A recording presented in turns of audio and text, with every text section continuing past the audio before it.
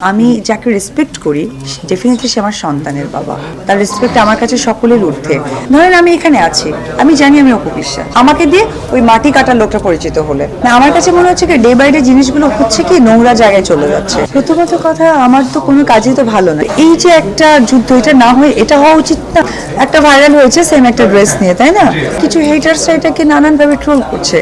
ইন্ডাস্ট্রির ক্ষতি করে নোংরা করা তো দরকার নাই। আমি মনে প্রাণে লালন করি, ধারণ করি আওয়ামী লীগ। এবার রেসপেক্টের জায়গাটা আমি বলি, কিছুদিন আগে কোনো একটা প্রাইভেট চ্যানেলের একটা সাংবাদিককে কোনো একটা আর্টিস্টের সাথে মনোমালিন্য হয়েছিল, খুব ছোট করেই বলবো আমি, কারণ আমরা সবাই সবার আপনজন।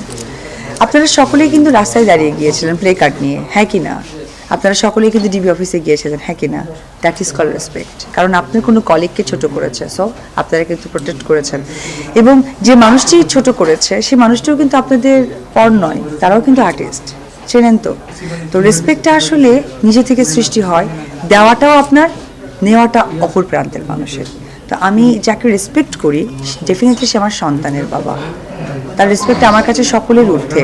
আজকে এখানে আপনারা যারা আছেন, কোনো কারণে যদি আমি জানি যে আমার সন্তানের বাবাকে স্পেসিফিক আপনারা হয়তো বা ছোট করেছেন, আমি দেখা হওয়ার পরেও তো বলবো যে না, আমি তো খুব মন খারাপ করেছি। এটা রেসপেক্টের জায়গা থেকে কথাটা। That's it.